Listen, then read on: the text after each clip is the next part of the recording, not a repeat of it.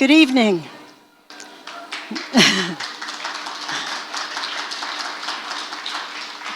Hold your applause, I didn't say anything yet.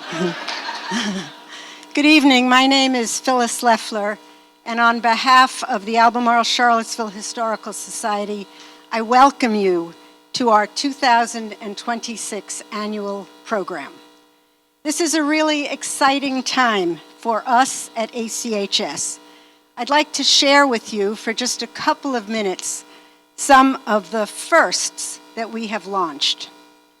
In August, we began a strategic planning process, which we hope to complete by April or May. After a rigorous internal review of our programs and our projects and our structures, we've begun working with a steering committee composed of some members of our own board and 3 very wonderful community representatives. And they include Ed Ayers and Catherine Algor and Michael Kaplan, some of whom are here with us tonight. They're generously giving of their time to help us lift our sights even higher. Very soon, we will be asking you, our members, our supporters, and our followers to respond to a survey that we have designed. We want to hear from you with your thoughts on what you like about what we do as an organization and what you might like to see as we continue to grow. Having our membership engaged actively is an important goal, both for us as an organization and for the building of an informed community. We take your opinions very seriously. We hope you will contribute with your responses, and for those who are not yet members, with your membership support. This is an important time to build community through a deeper understanding of how the past informs the present. Another exciting first, we are hosting our first ever fundraising brunch on March 28th. So for now, just please be aware of that date, and we will be sending out more information about this very soon. But as a teaser, I'll tell you that our guest speakers for that event is Ed Ayers, known to many of you, who will address the question, what's special about Charlottesville? Focusing on the 1970s at the time of the 50th anniversary of the creation of the downtown mall.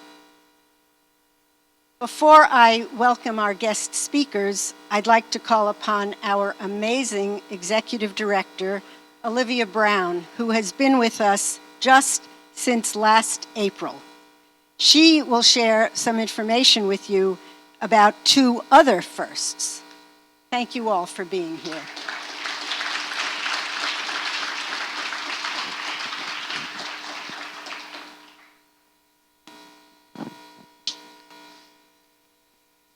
Thank you so much, Phyllis. Thank you all for being here this evening.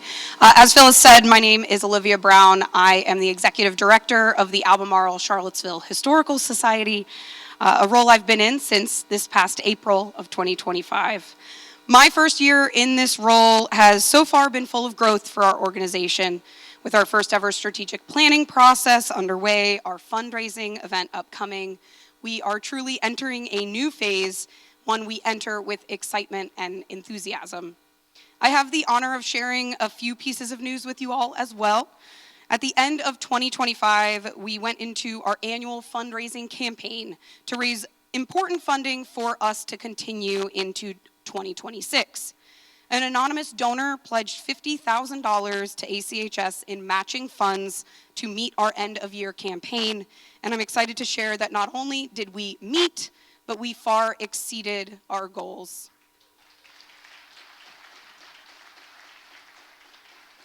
With the help of our community, we raised over $179,000, breaking our previous fundraising record. So to any of you who donated, who shared the appeal, or helped us reach this point, thank you so very much.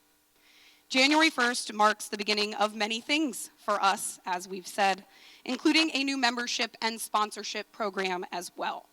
We couldn't exist without our members, and we want you all to know that your membership really does mean something to us. Starting this year, we'll have new membership levels and benefits, details of which can be found in the lovely brochures that were on your chairs when you came in. All members and sponsors now will receive exclusive member pricing on any of our ticketed events, access to some of our members-only programs, a complimentary copy of our annual publication, and at least 2 free walking tour passes that can be used over the next calendar year. If you are a current member, we hope that you will enjoy these new benefits to thank you for supporting us. If you are not a member yet, maybe this will serve as something to keep you interested. The final exciting offering that I want to tell you about before we introduce our speakers this evening is the program series that you are here helping us kick off. You may know, if you have attended any of our programs before, that they tend to stand independently. But for the first time, we are embarking on a long program series where each monthly program will build on the previous. To commemorate 250 years since the Declaration of Independence, tonight's program will kick off an 8-part program series held now through July called Fighting for Freedom, the Declaration of Independence, and its Legacy. Now, more than ever before, it is important for us to continue learning about our nation's history from all perspectives and viewpoints, prioritizing multiple voices and seeking truth and accuracy in the stories that we tell. This program series is going to address a few of the many times in American history where Americans have had to fight for their freedoms. We'll host programs on how enslaved people fought for freedom before the Civil War, how the women's suffrage movement helped to reach fights of gender equality in education and politics, the effects of the civil rights movement at UVA, and many other topics in between. At ACHS, we believe freedom is something worth fighting for. This program series will highlight the many people whose resilience and strength allowed us to continue that fight today. I want to thank you all for joining us as we embark on this year full of growth and change. We hope that you're as excited as we are to see where the Historical Society can go in the future. A special thank you to our speakers this evening, Peter, Joanne, and John, for being with us to start the journey with this amazing program to kick off the year. Without further ado, I will turn the microphone back to Phyllis to introduce you to tonight's speakers, but thank you so much again for being here with us.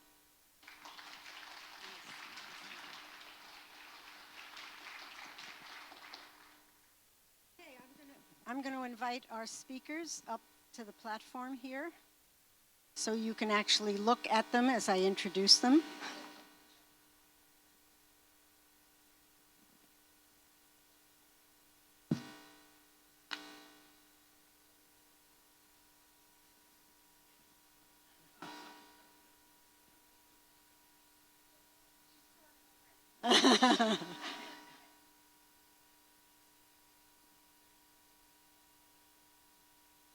So tonight we have 3 highly qualified participants, all with deep connections to Charlottesville and to the University of Virginia, and I might add, friends as well as colleagues with one another and with me as well.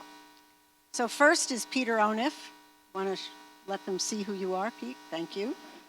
Peter Onuf is the Thomas Jefferson Foundation Professor Emeritus in the Corcoran Department of History at UVA. Now that's a mouthful. He has spent 22 years here in Charlottesville until his retirement in 2012. Peter is a specialist in the history of the early American Republic with a focus on Thomas Jefferson's political thought. He has mentored dozens of graduate students who have gone on to have illustrious careers of their own, and he is the author or co-author of some 13 books and is now about to come out with another one. And he and co-author Frank Cogliano will publish Jefferson Survives. Where's Frank? Frank is here. Hi, Frank. You want to stand up? There he is. So he and Frank have published Jefferson Survives, American Independence in His Time and Ours. and it's coming out in June of this year. We are thrilled to have Pete return to Charlottesville for this event. Joanne Freeman, I think you can figure out who she is on the stage. She is the Alan Bowles Professor of History and American Studies at Yale University and is a leading scholar of early American politics and political culture. She received her PhD at UVA in 1998 with Pete Onuf as her graduate school advisor. A prolific award-winning author and public historian, she's also edited a work on the writings of Alexander Hamilton, who will feature in tonight's discussion. She's published in popular venues, appeared in many documentaries, is a frequent commentator on what we are now supposed to say is MS Now. Her two podcasts, one of them is History Matters, and So Does Coffee, co-hosted by Annie Evans, also here with us today, and many of Joanne's followers. So I'm giving a shout out to those people who drove down from Northern Virginia and elsewhere to be with us tonight. Thank you so much for coming.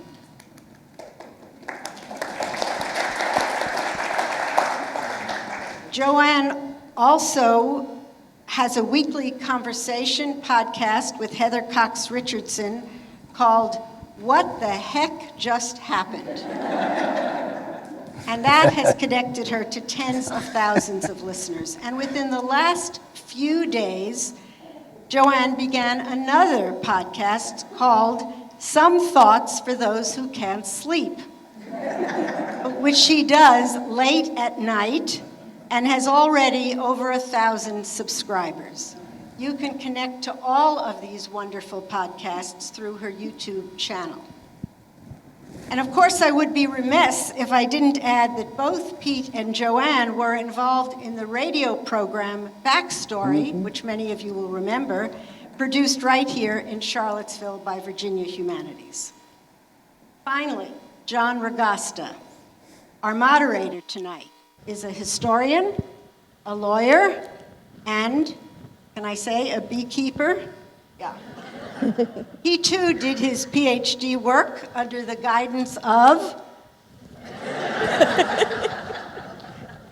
and received both his PhD and JD degrees from UVA in reverse order. So tonight we really have a UVA trifecta with us. John is the inaugural James Madison Fellow at Montpelier, as well as a Fellow at Virginia Humanities. He previously was the interim director of the International Center for Jefferson Studies at Monticello. His acclaimed books have focused on Jefferson and religious freedom and on Patrick Henry's political battles. There are no better three people than our distinguished speakers tonight to engage in a discussion about Jefferson and Hamilton, their future and our past. Please join me in welcoming them.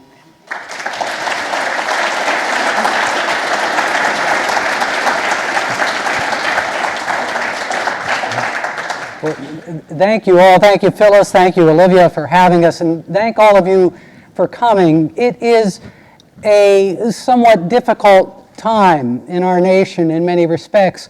Phyllis mentioned the importance of building an informed community, and that maybe never has been more important than it is today. I'm told third hand that Peter has said that this is our moment as historians. But that really begs a question. Why are you here?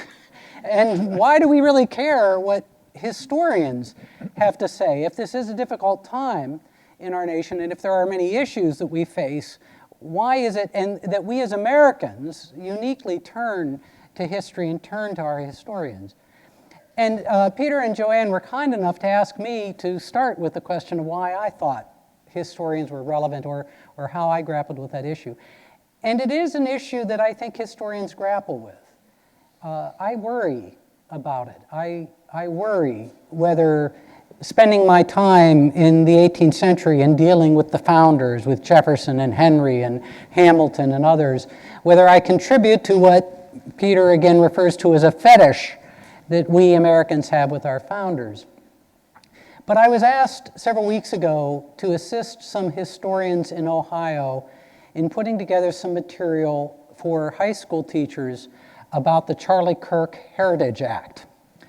The Charlie Kirk Heritage Act is intended to force high school teachers in Ohio, history teachers, to talk about the positive contributions of religion to American history. And there's nothing wrong with that, it seems, in many respects, but as historians, if we talk about the positive aspects only, we're really not doing our job. That if we learn from history, if we are to have any value in history, we need to be talking about the good, the bad, the ugly, and everything in between. Otherwise, we're not doing our jobs, and frankly, you shouldn't be listening to us. So that would be my thought. Yeah. But Joanne, do you want to, why historians? Why? Well, why historians? I suppose I've been thinking about that particular question, about being a historian in this moment a lot lately. And I would say part of the answer to that question, particularly now, is when you study history of a period or the arc of history, you get a sense of what is normal in American history, which allows you to judge what isn't so normal and gives you a perspective at any time, in any place, as to the nature of what's unfolding. And that's really important. But another way in which I think, particularly a historian who works on the founding period, how I've been thinking about being a historian in the present, is that if you study the founding period, people tend to see it as a bunch of courses. Right? Of course, there was a revolution, of course, there was a declaration, of course, we won, of course, of course. And the fundamental thing you need to know about the founding period is that it was a period of contingency, which I say all the time on my podcast, so I have 5 people here who are saying contingency. But I mean that in a serious way, that people at the time were improvising. They didn't know necessarily what they were doing or why they were doing it or how it would turn out. That's the spirit of the time, is trying to figure it out and not being sure if it would work.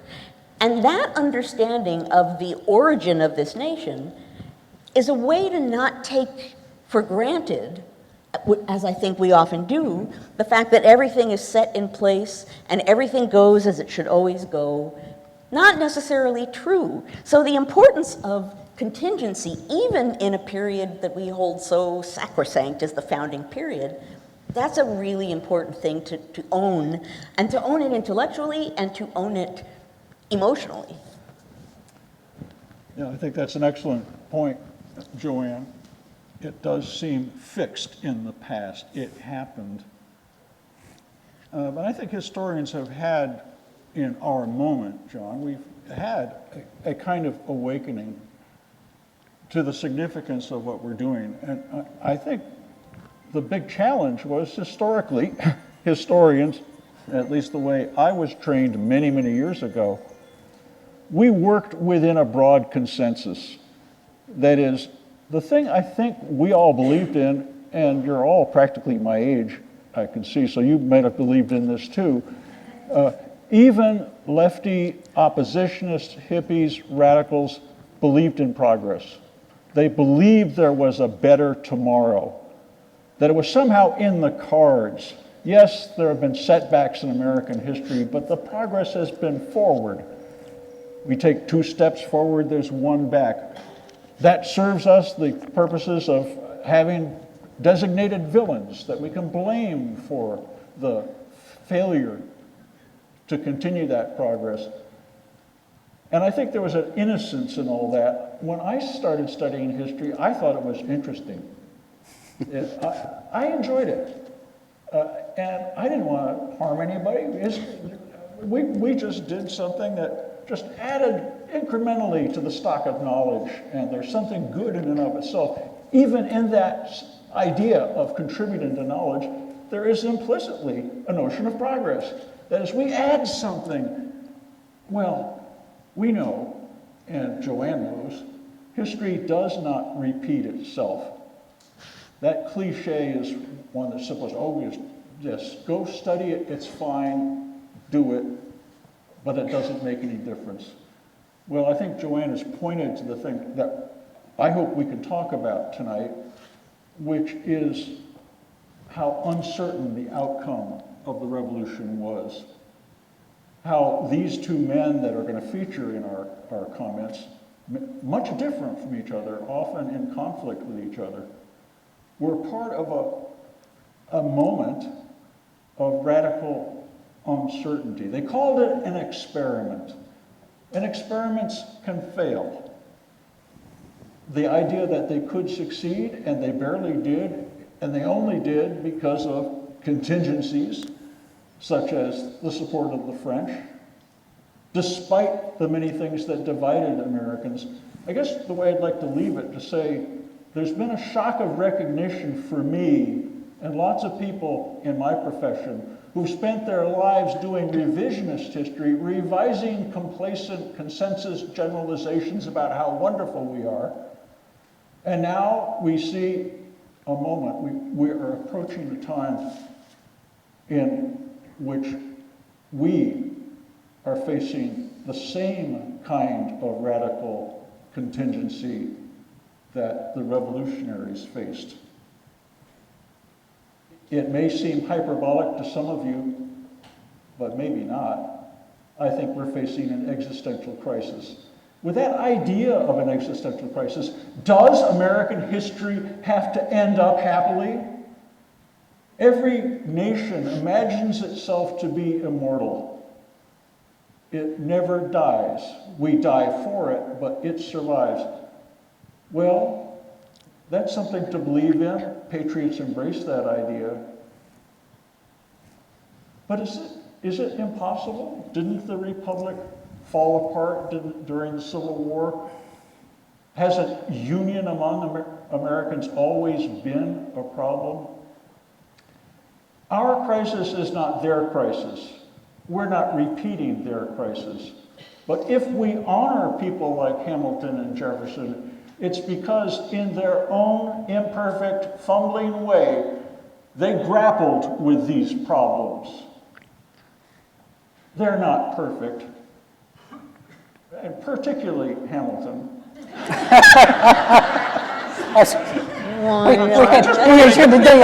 To give you a sense of crisis, all right? Because we're going to have problems here. We need a Roman historian here to talk about. They understand that things don't always work out quite so well. Okay, so, right. So, what they did was in their real time. Things happened. We have another word for that now. Things happened, unpredictable things. And they imagined a future. And I just ask you, as we begin our discussion, to think about what you imagine. Are you sure about the future? Are young people sure about the future? Could it all fall apart? We, after all, had the horrible 20th century to give us lessons in complacency, yet somehow we survived that. Aren't we better for it? Really? I don't know. Those people weren't perfect back then, but they did the thing they had to do to make their world better as they understood it. They didn't understand it as we understand our world. There are differences, but there are these moments of reciprocal recognition across the generations about maybe the story we tell ourselves about America, the national narrative, has to be rethought. Maybe we need the new founders that John and Joanne and others have done so well, bringing those revolutionaries to clearer understanding, to think about what our challenges are. skeptical colleague would say, "You're being presentist. Get off your high horse, Onuf." Well, we're not on high horses. My advisor told me if it didn't matter, why are we spending our time? So Yeah. that's part of it. Peter's introduced we do want to talk about Alexander Hamilton and Thomas Jefferson in particular, but they had a sense of what they were doing was important. They had a sense that something was happening that we would care about 250 years later. They understood that. But why don't we turn to that? We've been talking about why historians matter, why history matters. Why do Hamilton and Jefferson matter? Well, she doesn't need much time for that, so you can. Oh man! We know Jefferson matters, but Well, I mean, it's not quite fair to Joanne sitting between two Jeffersonians. well, but in Charlottesville. in Charlottesville. I mean, it's a tough room. But she's to play. capable. She'll manage. Why Why does Hamilton matter? Yeah. Okay, why does Hamilton matter? Okay, so part of an answer is Hamilton, when over the years, so I've been studying Hamilton for over 40 years at this point. He used to be the ultimate villain, and then this certain musical came out. And now he's everybody's hero.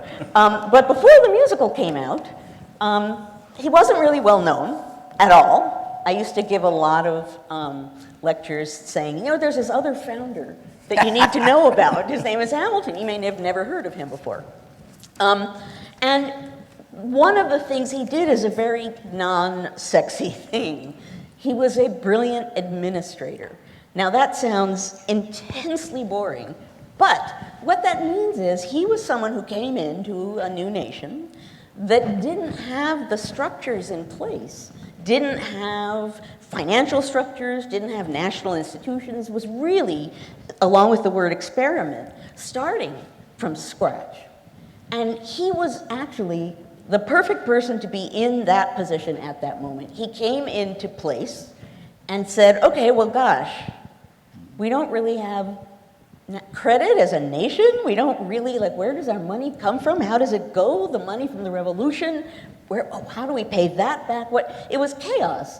And so he started out literally just trying to bring order to everything. When you look at what he's doing, just at the very beginning. So he knows, for example, wow, there sure are a lot of ports that are collecting customs all over the place. We don't know a lot about them all, do we? So he ran a questionnaire, and he sent the questionnaire to customs collectors. Could you just tell me a little bit about your port? So he was really starting from scratch. So one reason why he's important, and as I said, not the sexiest in the world, but he was putting structure where there wasn't any before. And in his mind, he was creating stability, and he was giving a foundation for something that he felt was pretty foundationless, was pretty new and unstable. Now, the other thing he did, and I'll segue over to Jefferson, is he had a very pragmatic and not so friendly to democracy understanding of America and what it was going to become. He was nervous about democracy. He thought that the people, meaning all of us, could easily be led astray, that some demagogue would come along and fool them and promise the public everything they wanted, and then once that person had power... That could happen? Shocking, I know. Once that person had power, then they would just take the power and do whatever they wanted with it. That was the big fear about this generation. So to Hamilton, and probably in this period, maybe not to the most extreme degree, but to a pretty extreme degree, he just didn't fundamentally trust in democracy, meaning ruled by the people. So he was big on, the government has to be strong, the government has to be structured, people are going to make the wrong choices, so let's make a really powerful government that will channel people's passions into the right path. So he's coming at this experiment with that kind of understanding, which totally leads to TJ because... Okay, she's trying to set up a big fight now. But I'm going I don't have to do a lot of setting up, Peter. I think what Joanne is talking about with Hamilton is very important. and I refer you to the Declaration of Independence, the aspiration to be recognized by the powers of the earth. This is a period of state formation. My libertarian anarchist friends aren't keen on this interpretation, but no state, no war, no America. State formation begins long before the Declaration of Independence. Without the mobilization of the people in extra-constitutional provincial governments, there could have been no successful revolution. When young Hamilton, who was still very wet behind his ears, arrived from the West Indies, he was a bastard. Don't pretend that you're not already starting. Just quoting John Adams, it's okay. No, that was a cheap shot. He came in as in the process of a mobilization that had been developing over the previous decade and intensely in the previous year or so, or 2 years, the beginning of the First Continental Congress. Americans, to be recognized as a power, had to be a power. The paradox that's built into the Declaration is to declare and achieve independence meant you had to create a state that could meet other states on their own ground. You had to be able to make and win a war. So administration is, as the scientists say, non-trivial. It's important, it's fundamental, and it is in the Declaration itself as the goal to achieve international recognition. Joanne generously acknowledged that Hamilton was not only not interested in the people as such, he was a characteristic, elite, wannabe gentleman. The people are trash. The demos, the contempt for ordinary folk, the mob, the way the people usually mobilize in provincial America is in ad hoc mobs, gangs. They usually have some kind of sanctioned extra-constitutional purpose when they're mobbing customs officers and so forth. I don't think Hamilton would have said they were trash, though. Oh, okay, that was gratuitous. That's what Nancy Eisenberg said. Yeah, he wouldn't. Okay. Not because he was a good guy, but Okay, because come up with he understood that you needed to convince the public. You need them. You needed the public. Yeah, you needed to bombard them with fake news. I get it. No. No. No, I just wanted to say, you generously acknowledged that he didn't have much faith in the people. Correct. I want to suggest that Jefferson understood that gaining the trust of the people was essential to the process of state making. That is, I would put it in these simple terms. State formation has to do with capacity. That is, what can you do collectively through the institutions and practices that you deploy in the context of a war? I mean, I want to say offhand, answering John's original question, why does Jefferson matter? It is not because of the fancy language in the Declaration of Independence about natural rights. You can put natural rights in your pipe, not your pope, put it in your pipe and smoke it, and you might get high. That was terrible. My political theorist friends would just warn me off, get out of here. But what I want to say is the Declaration is a declaration of popular power, of mobilizing the people, giving them a share. He didn't think they were trash. He understood they had to be controlled. They had to be. When you're done, I want to come back to that. Yeah? Can I come back to that now? Why don't you say it right now? I'll say it right now. Because I think it's important because it gets us on the ground level of the reality of playing out with who these people were and how they were thinking. Right. So Hamilton did not trust in democracy. He did not trust the populace, but he knew that the American experiment relied on public opinion. It was unclear who the public was. But, pause, I understand. Jefferson accuses him of being a monarchist. And implicit in what you're saying is, no, that's not really where he's coming from. Well, no, that's a different question, but you might be able to label him a monarchist but not from this angle. So what I was going to say is that he understood that this experiment needed the public to be involved. He understood that it was a republic, it was a democratic republic. So as much as he didn't trust the people, he, more than any of the sort of top-rung founders, he was constantly in the newspapers. He was constantly trying to persuade the public. Oh, I have no doubt. You're absolutely right about that. But take the key word. You didn't mention this, but you, of course, know the key word is energy. The energy comes from administration. For Jefferson, it was capturing the energy of people who joined the common cause, who thought of themselves as patriots, who loved their country. It was the sacrifices they made that would enable the experiment to succeed. But it wouldn't succeed simply because people were patriotic. They had to be disciplined. They had to give up effectively their liberties to accept the discipline of military service. It's the spirit of the people, of people who make the revolution, who feel as they make it in the process of becoming a people and becoming conscious of their collective identity, that they're the source of power. This is the idea of popular sovereignty. Popular sovereignty doesn't mean that the people are doing everything themselves. It means they are the source of power and ultimately of authority in the regime.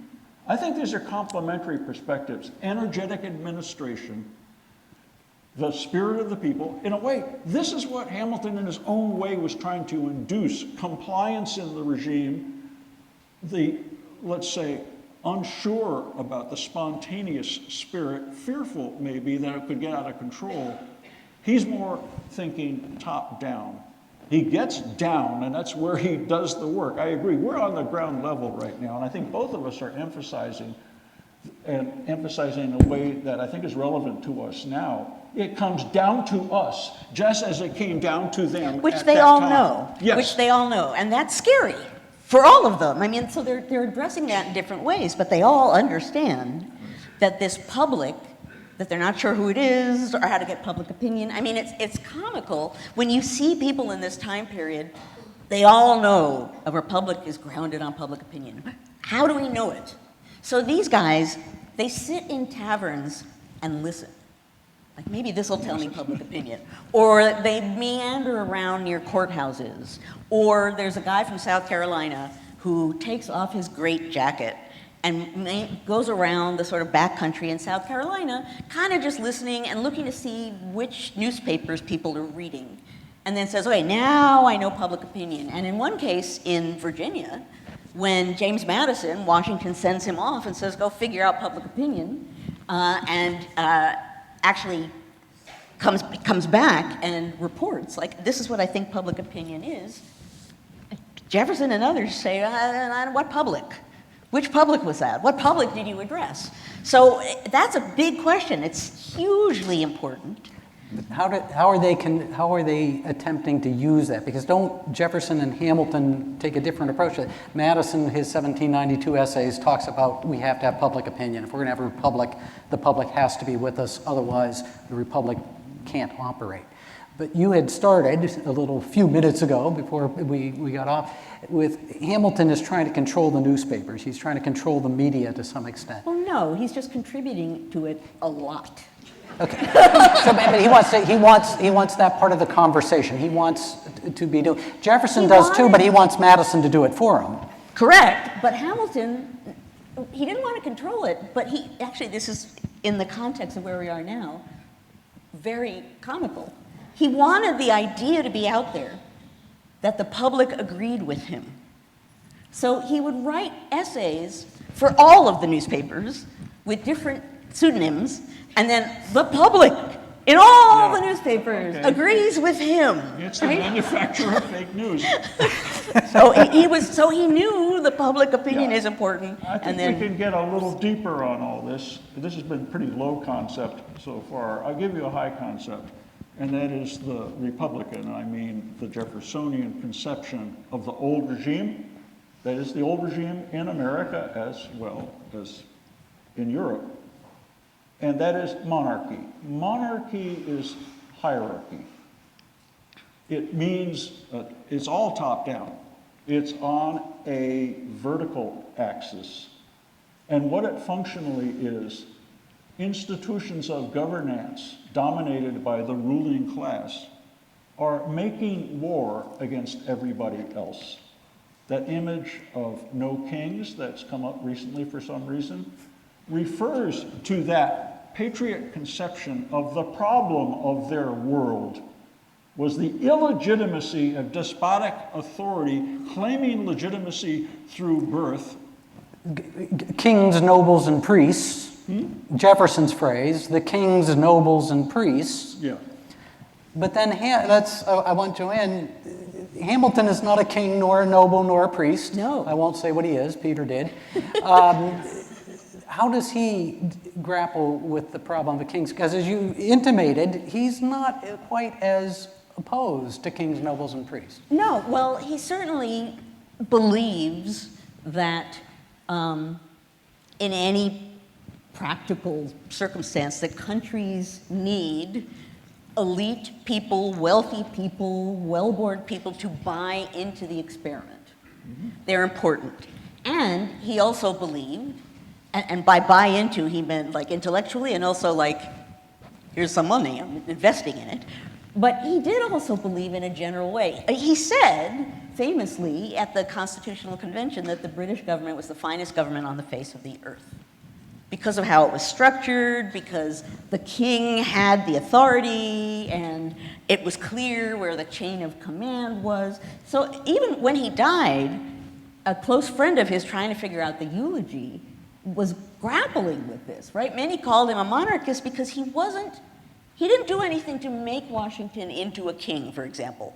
But he did things that sort of moved in that direction. And by that I mean things that were trying to teach the people to think of Washington as kind of superior. So for example, he thought that Washington should not meet with the public at all. Maybe only senators should have access to him, maybe not representatives. You know, he was very carefully trying to structure things to not create a monarch, but he admired what you just said. He admired that structure very much, and he never shut his mouth. He said just what he thought. There was no filter on Alexander Hamilton. So he talked about that all the time. So he left all kinds of fuel. At the end of his life, someone asked him, someone was trying to write a biography of him and said a version of this. So are you a monarchist? Like, do you think this should be a monarchy? And he said, no, because I think the president should be elected by the people. I think the president can be removed by the people. I think the president isn't permanently in place. So no, I am not a monarch. Well, I think there's a consensus among the founders on there has to be a sense of connection that at least in theory creates a sense of the people as a collective entity. But for Hamilton, what he wants is a strong executive, energetic executive, and what he wants is what the British Parliament, where the king was embedded in Parliament, was claiming absolute despotic authority in the American provinces. And this idea is what in Jeffersonian parlance was described as monarchism. This was for them the return of the repressed. We fight the revolution to empower the people, and then we have a new regime in which the Hamiltonians are the best government on earth, and that was, of course, publicized eventually, are trying to create a regime, because after all, it almost follows logically. If you want to be a power, what's the greatest power in the modern world? It's Britain. And they have a king, and they have a, yeah? No, but so Jefferson doesn't want that power until he becomes president. And suddenly, Jefferson becomes much more enamored with a powerful central government once he becomes president. There is no question. That's the reality of the world Jefferson lives in. So he does develop a very robust sense of what a political theorist calls democratic prerogative. That is, you can always vote him out, just a hint. Well, that's what Hamilton says, right? I'm not a monarchist. You can vote these guys out. So, Oh, so we're done. They're alike. That for him. that's right. I think the real difference here, we don't know what we mean when we say democracy. It is a work in progress, and progress is the important thing. It is mobilization. It's people acting collectively together. And what Jefferson is most famous for is for endorsing, celebrating participatory politics.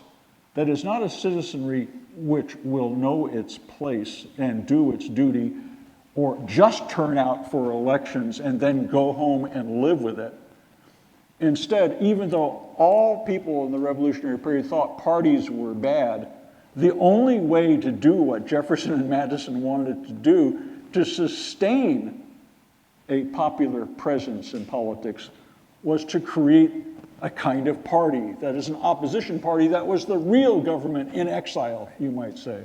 I mean, this is one of the critical differences that many of the Federalists believed after the election, the government's in charge. You let the government do their job, whereas the Jeffersonians, the Democratic Republicans, really did feel we need broader. This has all been far too kind. Joanne, so what's the problem with Jefferson? And Peter, what's the problem with Hamilton? She can go first. You want to go? I'll go you want to first. flip a coin? I mean, it's contingent, isn't it? Oh, yes, it's contingent. Why don't you go first? What's the problem with Hamilton? Oh, well, the problem, but there's so many problems.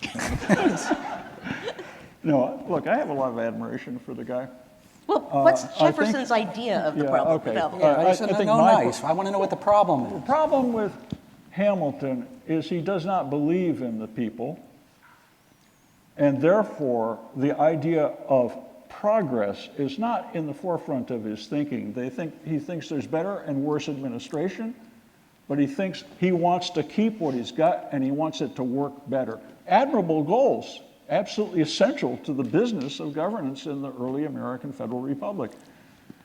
But because Jefferson bets on the people and credits the people, not the generals, not the financiers, he credits the people with their mobilization, their participation in the war. He sees this is a moment when he suddenly thinks of himself as part of a generation. Now, we've trivialized the idea of generation for Jefferson. The people, and it's not all people who live in what becomes the United States because it is a civil war. Lots of people are opposed to the Patriot Project.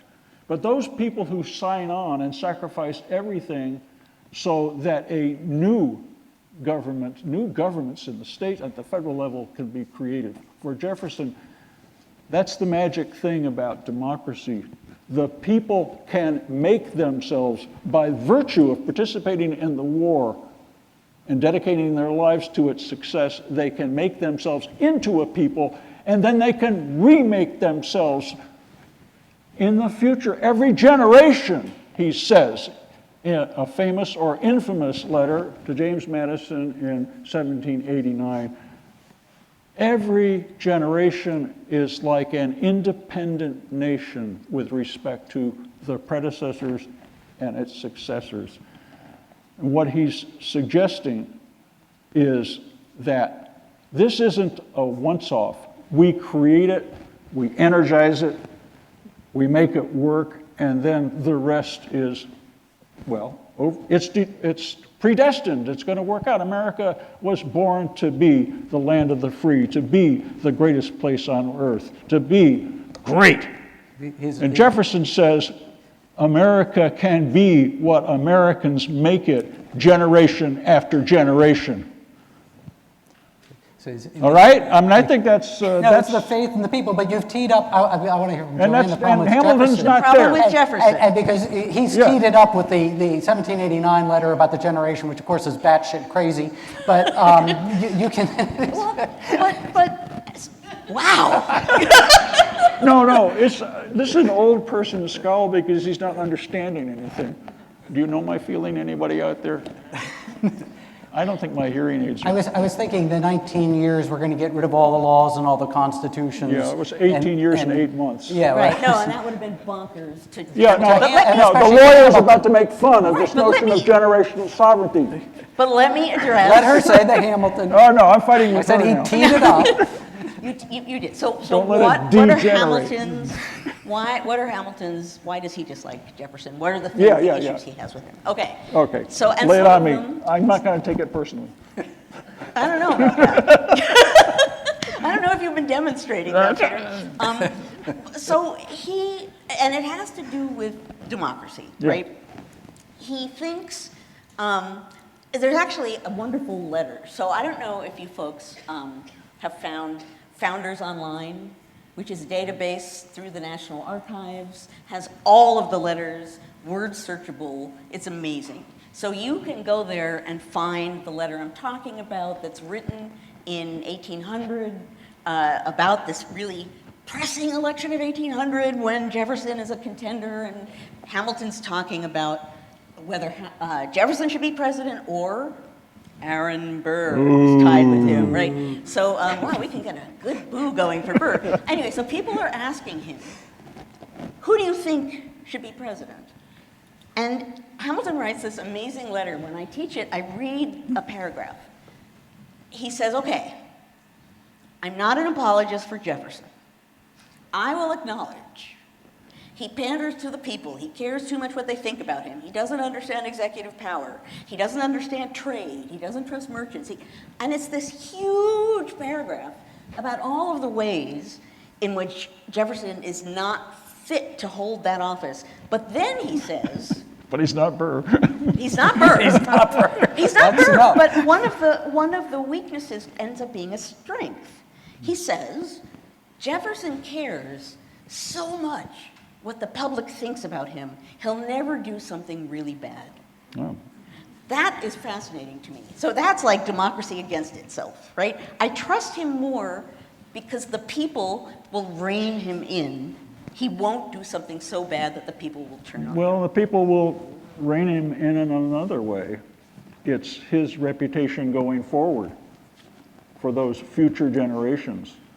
But they both cared immensely about that. Yeah. They both cared. What did, if we can project, I know we're not supposed to do this, we put ourselves into their minds, what did they think it was going to be today? What did they think we were going to be talking about them today? Does that make, how did they in 1776 and 1800 think that 200 years later people would perceive what they had done? Well, I think that, riffing on the generational theory, he says in the famous letter of 1816, you should not treat a constitution like the Ark of the Covenant. It's a radical thing to say. A constitution works. It should be time limited. And that 19 years seems deeply silly. And Madison would say, well, we are carrying forward accrued debts across the generations, and that is the trust that we have, the stewardship. Jefferson takes an extreme position for heuristic purposes to emphasize that he doesn't want us to worship him as a lawgiver, as a great man, and however much he panders to the people of his time, and we embrace him because he does do that. What's really important is that though we deserve respect, he says on behalf of the revolutionary generation, we did what we thought we had to do, we did our best, and go ahead, expose all my warts, talk about my slavery, talk about everything. Madison, protect me when I'm gone. Yeah, protect me when I die.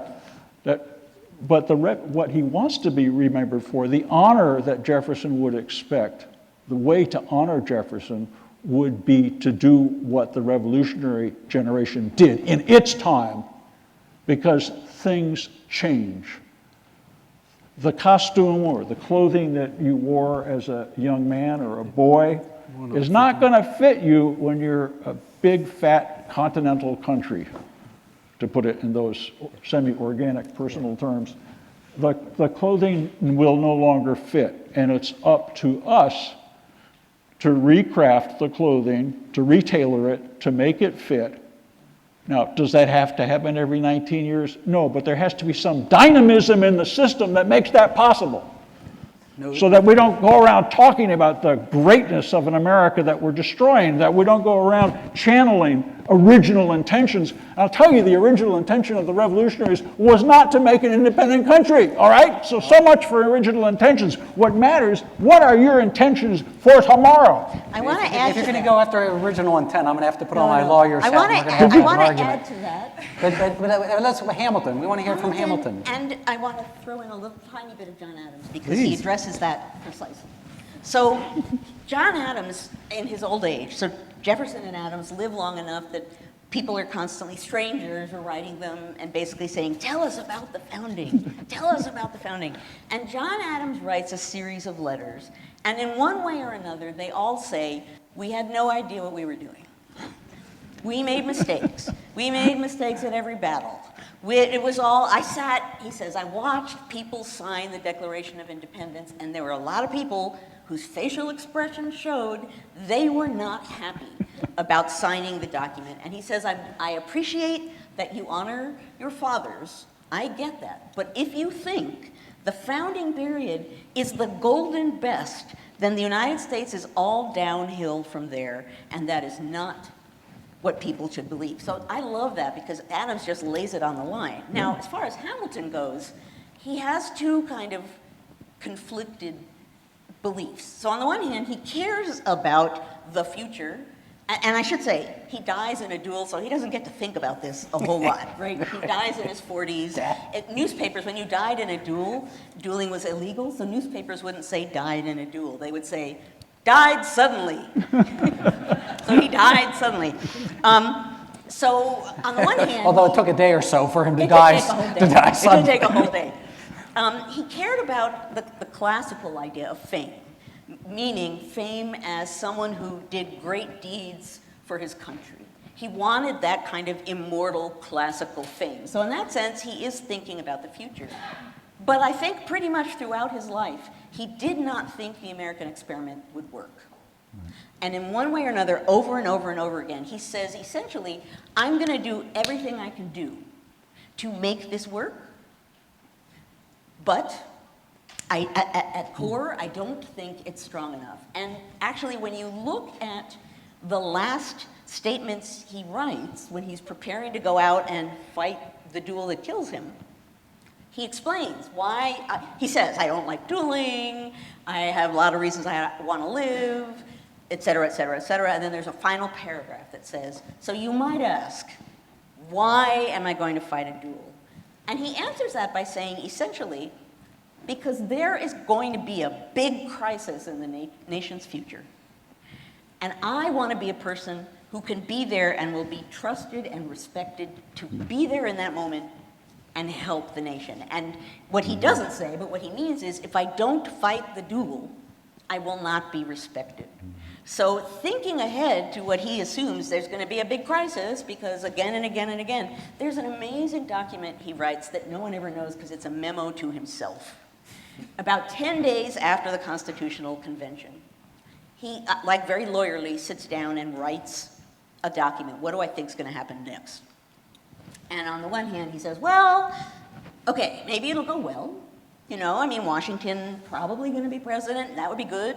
If he's president, people will trust the people he picks. Well, that'll be good. And he goes through a very good scenario. And then he says, okay, might be, I don't know, maybe Washington won't be president, or maybe he will, but the states won't go along with it, or maybe. And then he invents this sort of apocalyptic scene. He says, if people don't trust the government, and if the government isn't strong enough, then the states are going to turn on each other, foreign nations are going to sweep in and try to take over the states. He describes this chaos. And here's the kicker of the memo. After describing the chaos, he says, that's what's most likely going to happen. This is 10 days after the Constitutional Convention. Well, as Joanne is suggesting, he wasn't really keen on the document as it was drafted. It was not adequate to the moment as he understood it. He did speak for 6 hours, those of you who've seen the musical. He actually really did give a 6-hour speech. Well, in their sense, I mean, both of you are getting, there is a problem with the way we have put them on pedestals as marble statues. The language from the letter that Peter's referring to is sanctimonious reverence, which is wonderful language. Do not give these, I know these people, I know the founders, and we worked and we did our best, but do not have sanctimonious reverence. He's talking about the Constitution, and he says, don't do that. Because every generation needs to do its own. We want to have some time for questions from the audience, and I want to give both of you a chance to wrap up a little bit in your own thoughts. But I have one more question, which I think is related to some of what we've been talking about. Hamilton and Jefferson, who is most dogmatic, least willing to compromise, least willing to listen and work with others, which I think is a relevant question in our time. We've seen, we've talked about partisanship, we've talked about political parties. They were dealing with hyperpartisanship as well. Now they grappled with it, perhaps. They did eventually find ways around it. But who is most dogmatic between Hamilton and Jefferson? Dogmatic about their beliefs or dogmatic about their actions? About their beliefs, about their system, beliefs. unwilling to compromise. Well, I'd say Hamilton. No, and I don't say it in a combative way. I think Hamilton's a very clear ideas about finance, political economy, administration, and that's what he's standing on. That's what's important. Jefferson, for all the lofty ideas, I was irreverent when I talked about natural rights so dismissively. They've become our language. We filled those ideas with meaning. But Jefferson is a politician in a way that Hamilton isn't. He's a better politician. Jefferson is a better politics, politician than Hamilton. even when it gets polarized and nasty, and involves coalition building. It involves mobilization. It is the peacetime equivalent of wartime military mobilization, and that's true in the minds of many Americans up to the Civil War, and then they got their war that they were playing at through successive presidential elections. So politics means constantly engaging with contingency, recruiting people, disciplining them, making compromises. I think that's the real tension with Jefferson, is that we associate him too much with the great ideas that Hamilton doesn't worry about, and so he gets credit for the Declaration for the first couple of paragraphs. I think that's the wrong way to look at it. I think what they do is complementary and fundamentally important, and that is, you do need politics. Politics is the gift of the Revolution, for better or worse, because it was the way you got things done and fought a war. And then that idea, that paradigm, that notion of warfare carries over so that you pretend during elections that the future of the country is at risk. It's almost as if everything hinges on this contingent outcome. And then... Well, and the partisanship, his letter to John Randolph, who is extremely partisan, hyper-partisan. Yes. John Randolph, we must do the best we can even when we cannot do all the good that we would like. Yep. Very Jeffersonian. Would you agree, though, that Hamilton's more dogmatic, less willing to compromise? Yeah, I would. I mean, I think... Those are fighting words. For Jefferson, right? I know. As I suggested earlier, I think before the Hamilton musical, Hamilton was seen as this sort of Machiavellian bad guy, great politician, when he really wasn't. He did not, I was going to say, play well with others. He did not work well with others. He did not like delegating responsibility. He did not compromise his understanding of what the nation needed, about the importance of credit in every sense of the word. That said, he was so firmly convinced. He's the guy who would walk into a room and assume he's the smartest guy in every room. Oh, Enron, he's that guy, right? So that was him.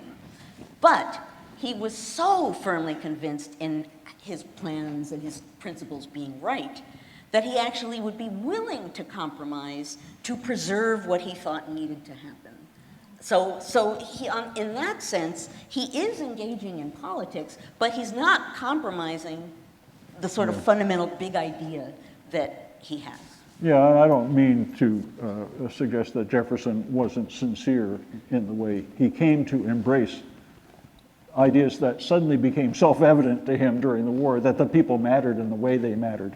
Well, and it depends on the ideas. I mean, Jefferson, as Peter and Joanne know, religious freedom. I mean, even Leonard Levy's book, which is not kind to Thomas Jefferson, says on something like religious freedom, which was fundamental and principal to Jefferson, Right. He was consistent, he was principled, he was not compromising. On other things, he realized sometimes we have to do things.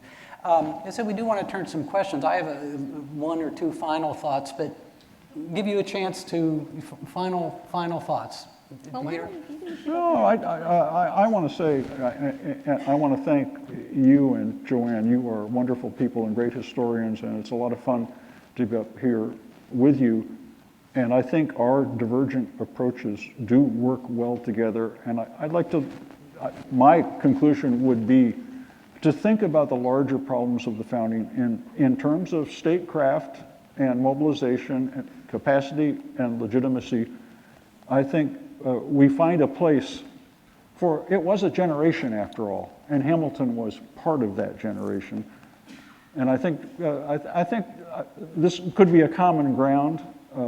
Looking back and assessing what they did, the American Revolution was a multifaceted problem that they both had to deal with. I guess I would say, I agree with what you just said. I guess I would say a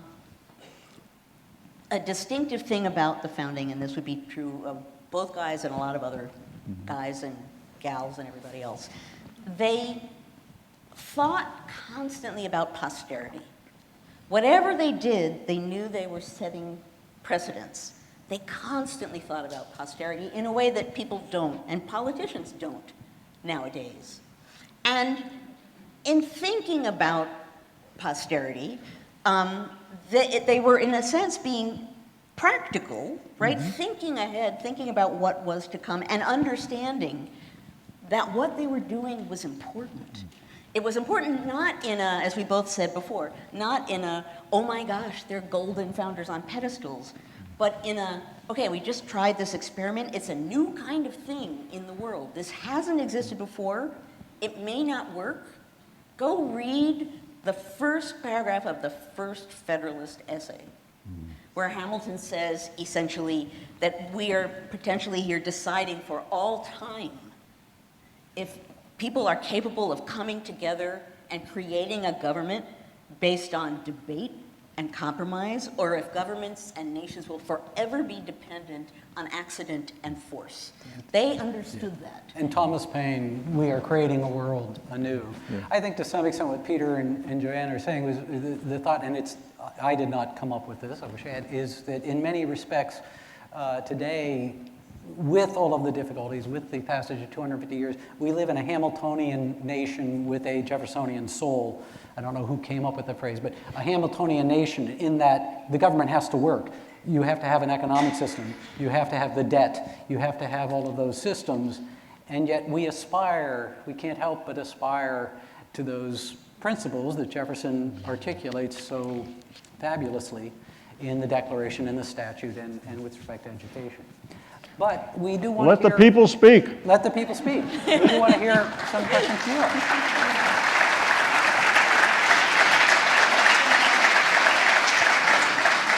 So we will let the people speak. This is the fun part where I get to run around and hand the microphone to people. So we'll have some time for some questions, and we'll Someone over here.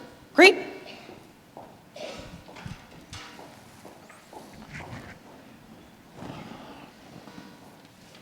The current administration could not be accused of sanctimonious reverence.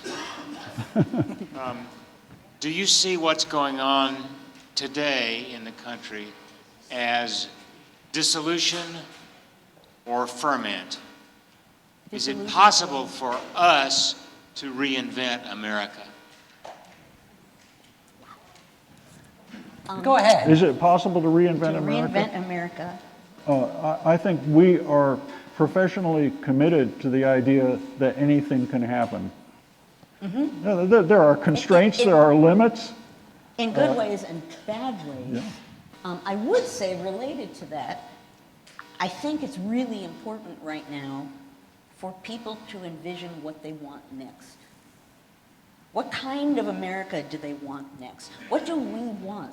What kind of an America, what kind of world, what do we want after this chaotic moment? Do we have infrastructure for that? But even bigger than Yeah, that, yeah. what kind of nation do we want to be? Yeah. Well, We I can. think the infrastructure question is whether it's possible to get from Where does that here- conversation from occur? here to there. The first obvious place is the midterms, but Yeah, I'll say one other thing. The American Revolution, properly understood, was the result of a constitutional crisis. What was the constitution of the empire? What was the constitution of its provinces? The revolution was a sustained exercise of popular power in reconstituting the regime. Now, something changed, but everything didn't change. There was a lot of continuity across regime change. The society continued to be what it was, largely. Changes were afoot in the whole world, but are we in a similar situation? Can we do that now? I honestly don't know. And nobody knows, and anyone who tells you they do is probably not telling Yeah. the truth. on that happy note, First of all, let me thank you for a very passionate discussion on history and the relevance of that history to our situation today. When I was an undergraduate at UVA about 100 years ago, we were required, every student that aspired to a bachelor's degree was required to take a full year course, 2 semesters, 6 credit hours in either American history or Western civilization. Today, neither of those are required. I looked at the curriculum requirements for a bachelor's degree at UVA, and you could get a bachelor's degree at UVA having taken only 1 semester, a 3-hour course in history, and it need not be a course taught by the history department. Can you explain why? Well, I'm all for more history required. In fact, that should be the whole curriculum so that historians get adequate support. I think the real thing, and Phyllis can say more about this, is student interest among undergraduates at UVA in history. Do you know what Andy, do you know about this, or the guy named Martin? Phyllis, help me out.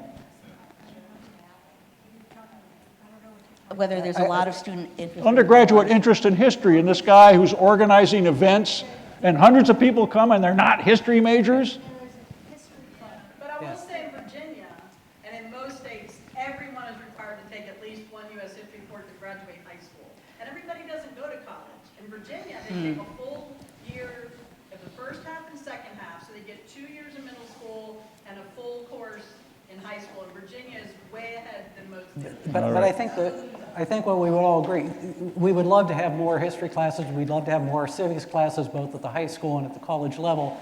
But what's interesting, and we see it tonight, I see it every time I have an opportunity to speak, people do care about the history. People Deeply. are interested, people do want to learn, and this is, Well, this course I just taught at Yale. There was a course I just taught at Yale with 2 other historians, David Blight and Beverly Gage. There were 800 people in that course. It was America at 250, a history. There were 800 people, and half of them were students, and half of them was the local community. That's interest. Actually, that's true. It is. Thank you, Annie. It is online. Actually, you can. The whole course is online. We did a podcast to go along with it, and that's online. But what you could feel in the room, big room, is that people were passionate about learning that history, understanding that history in this moment. Particularly. and in this, there's a lot of work for us to do. I mean, Peter has made several references to fake news. There's also a lot of fake history out there. And it is problematic in the same way that fake news is problematic. We certainly see it on religious freedom and religious history. We need to do better.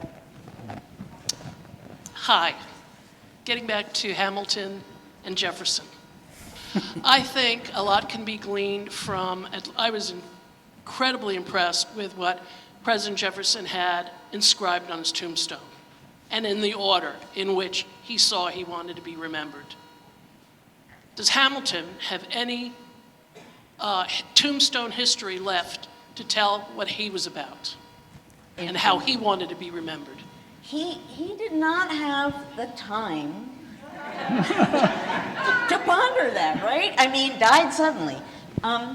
He didn't have time to think in that way. He did have the time in his last few years to think about where the nation was going and where he thought he would be, how he would be remembered or not remembered in the nation. Given that he did not trust fully democracy, and given that he could see by 1802, 1803, 1804, that the nation was moving in a more democratic direction, Jefferson is president, he felt deeply that the nation was not what he thought it was. He said a couple things. He said, quote, "This American world was not meant for me."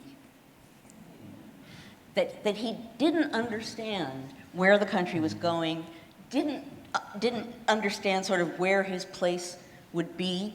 One of the last things, and actually maybe this partly answers the question, in the last year or so of his life, he apparently, so you know, the Federalist essays, he was the guy who came up with the project, and he invited John Jay and James Madison to join him.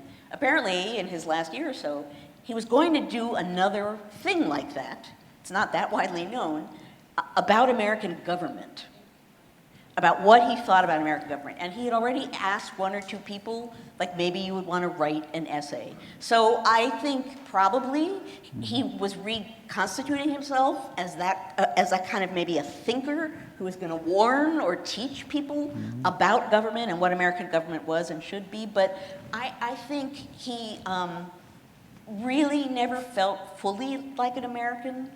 And I think he felt in the end that he wasn't fully accepted as one. And he's at a disadvantage if you think about this conversation. I mean, Jefferson is talking about these principles, these broad, beautiful principles. Hamilton is talking about the practicality of how do you make the government work. That doesn't equate to a tombstone legacy quite the way that Jefferson has. So he is at a disadvantage in that respect, but a critical element for us to learn. Olivia, yes. One of the things that always fascinated me about Jefferson's presidency was the Louisiana Purchase. And was that an evolution of Jefferson? Because obviously he had to show a tremendous amount of power to get that done. You know, and is it something that, and I'm not sure if Hamilton was gone by then, I believe. No, he was around. No, he was around. I don't remember hearing his reaction toward that. Did he approve of that, or did he? He had a very short comment on it, and I'll sum it up in 2 words: lucky break. But Peter, if you want to, yeah, Hamilton's the. I wish it had been me. I wish it had been Adams. But what about Jefferson and the Louisiana Purchase? Because it is a difficult issue for Jefferson. Mm-hmm. Well, for Jefferson was looking west, as we know, and the test for American federalism was the expansion of the Union, the creation of new states, and it's not just Louisiana. He asks rhetorically in his second inaugural address in 1805, what limit to the federative principle, that is, to extending this new regime, the first regime in the modern world that was based on the sovereignty of the people, in a way to extend the American Union across the continent, across the hemisphere, around the world, is to liberate all those poor, besotted, oppressed peoples who live under illegitimate tyrannical regimes. Now that may seem a little extreme, and Jefferson was, after all, practical. But don't skip over the constitutional. Yeah, there was a constitutional problem, absolutely. Which he knew and was worried about. Like, do I have the power to do this? But he ultimately says the people, I mean, he does fall back on the people will decide. And if the people decide this was really a poor use of the president's power. The real story of Louisiana is that guaranteed the future of slavery as dominant in the antebellum era. Yeah, I thought you were going to talk about the Native Americans who he was Well, going to liberate and yeah, allow that's them to be another great Americans. another session we could do on that. We'll have to have another discussion of that. Yes, my limited reading about these two gentlemen, I think one of the biggest things, and I really admire Hamilton for his convincing Jefferson, I believe, to support him and getting the states to pay back France for the debt. And I think that was a very important item that tends to get overlooked. I was just wondering if you could comment further about that. Sure. About the room where it happened. Yeah, that's the room where it happened, the Hamilton people out here, that is what we're talking about. So Hamilton wanted the national government to assume responsibility for state debts from the American Revolution, his reasoning being people are going to look to the national government to be repaid, so that's going to make the national government stronger, and it'll be, in that sense, also a uniting thing. So he's thinking about credit, and he's thinking about strengthening the national government. Now, it put Congress in a complete bind. It was stuck. They couldn't move one way or another, and there's a story that Jefferson tells about how he sees Hamilton pacing back and forth in front of Washington's door, looking disheveled, and says, well, Mr. Hamilton, what's wrong? And Hamilton essentially says, well, I can't get this passed. I can't get this plan passed, and if it doesn't pass, I might as well resign, because that'll be the ultimate vote of no confidence. And Jefferson says, why don't we have a dinner and bring gentlemen together? Man, what a terrible invitation that was. So more than once after that, he was like, gah! You know, that was my moment to eliminate Hamilton. But he says, let's have a dinner, and Hamilton would come, and James Madison, who's in Congress, trying to We'll have some nice wine. have It's some good Jefferson's wine. solution. Jefferson's politics, right? Great politician. And just so gentlemen around a table can figure things out. And the deal that is created in the end is that the national capital will move south, and Madison will help get the assumption of state debts passed in Congress. So that's how that happens. And it is known as the dinner deal because it's a huge decision. It's a huge compromise. But the debts are enormously important. I mean, there was a British debts case which eventually ends up at the Supreme Court, and the idea that the United States will be good for its debt. The United States will be a dependable source. And I haven't mentioned Patrick Henry all evening, but Henry actually is on the other side of that case. Well, in effect, what you got was that American planters and American debtors generally returned to exactly where they were at the start of the war. That is, didn't liquidate their debts. It didn't, and Jefferson thought of his indebtedness personally as a form of slavery. And so the thing that the revolution did not do was to cut the cord, which suggests that the original intentions were not to create something new. And what they got was a continuation, or those debts were made good. And they were. No, and the question was absolutely correct. I mean, it is an enormously important. Henry's position was, we had a war with those people, hell with them. I mean, we don't pay them back. They took our property, they ate our cows. And the power of a modern state is its ability to go into debt and service that debt. That's the fiscal military state. And that's what the United States, to be an effective state, had to be. Now, it doesn't mean that state debts had to be assumed in the way they were, but the debts had to be paid. Yeah, that's very Hamiltonian and very important to the country. I lost Olivia. Oh, there you are. Are there other questions? We could do one final question if anyone has. Yeah, make it good. Here we go. No pressure, but you're supposed to make it good, apparently. Dr. Freeman, do you think that Hamilton arrived on these shores with the sense of a firm magistrate, powerful executive, or do you think that maybe that was tempered or influenced by his relationship with Washington during the war? Oh, interesting. So the question is, Did Hamilton arrive here already believing in a powerful, strong magistrate of some kind, or was that a product of his relationship with Washington during the war? I mean, Hamilton always, Hamilton, he loved military glory. He also loved the military because there's a chain of command and there's someone at the top and there are people who have to follow. So that's, generally speaking, what he thought was order. I would say he was at Washington's side during the Revolution. He was frustrated at Washington's side during the Revolution. So I don't know if that would have been something that would have inspired him one way or another.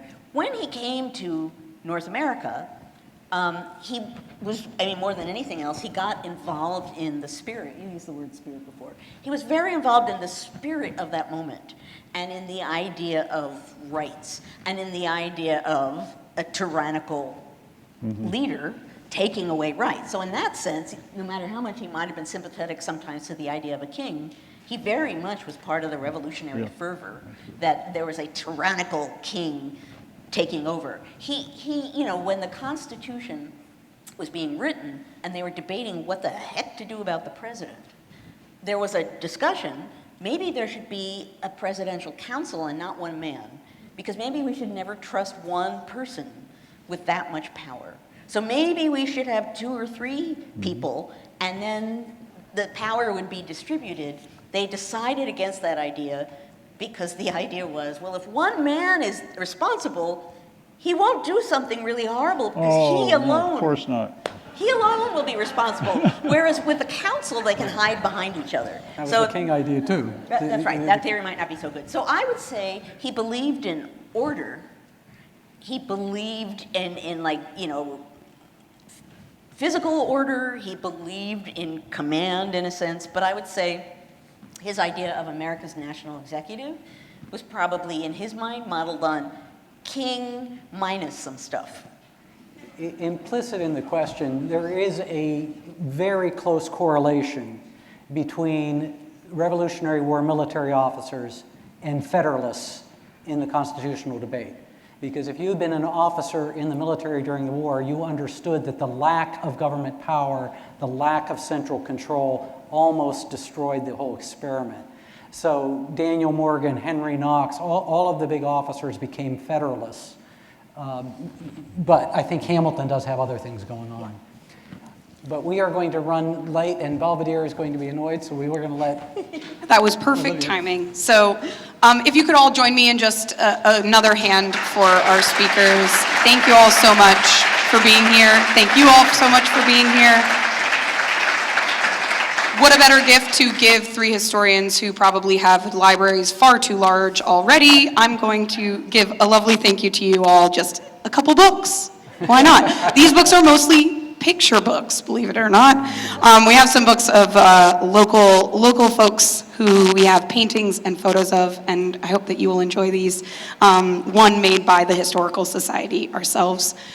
Folks, if you are interested in learning more about our upcoming program series, Fighting for Freedom, or more about what we do at the Historical Society, I hope you will join us in the future.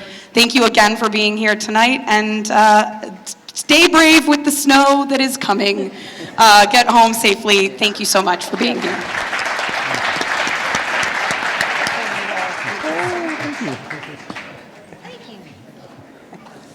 Thank you, Maria.